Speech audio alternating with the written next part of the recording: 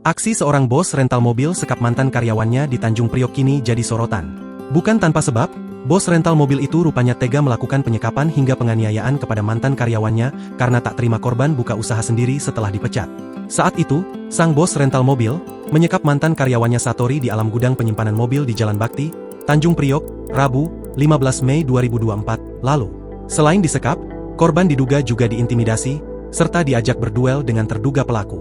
Belakangan terkuak, bahwa aksi tersebut dilakukan lantaran terduga pelaku tak terima korban membuka usahanya sendiri yang sama-sama bergerak di bidang penyewaan mobil. Menurut Satori, peristiwa itu terjadi setelah ia dipecat bekerja di Andi Rental Mobil Jakarta milik terduga pelaku pada 6 Mei 2024. Satori yang dipecat kemudian memutuskan membuka usaha sendiri karena sudah memiliki pengalaman. Peristiwa penyekapan dan dugaan penganiayaan terjadi saat Satori bersama dua rekannya secara tiba-tiba dijemput paksa oleh orang suruhan terduga pelaku. Korban dan dua rekannya itu dipaksa untuk masuk ke dalam gudang penyimpanan mobil di Jalan Bakti, Tanjung Priok. Mereka lalu ditahan dan diinterogasi oleh tiga terduga pelaku yakni Henry, Bunga, serta Suhandi selaku pemilik Andi Rental Mobil Jakarta. Bahkan, korban sempat dibentak. Terduga pelaku Henry sempat menandukkan kepalanya ke kepala korban, lalu mengajak korban berduel. Satori mengaku, diintimidasi dan ditanya-tanya soal hal-hal apa saja yang dilakukan di Andi Rental Mobil Jakarta milik terduga pelaku.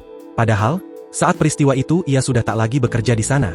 Selama kurang lebih 5 jam dari jam 5 sore sampai jam 10 malam itu ditanya-tanya seputar apa latar belakang atau cerita selama saya di Andi Rental Mobil Jakarta itu.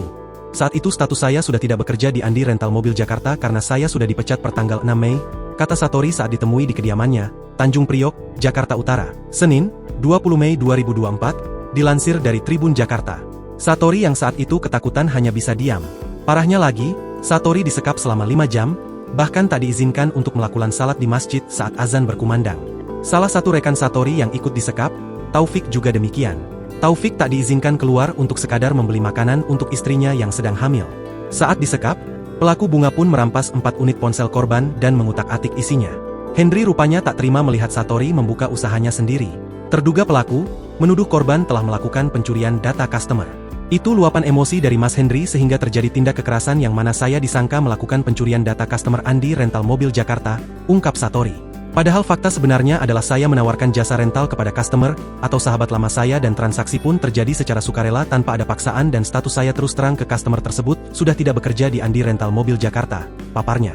Selain melakukan intimidasi dan menyekap korban, keluarga korban sebelumnya juga sempat mendapat ancaman teror. Ancaman tersebut terjadi pada 15 Mei lalu sebelum ada kejadian dugaan penganiayaan dan penyekapan. Download Tribun X sekarang, menghadirkan lokal menjadi Indonesia.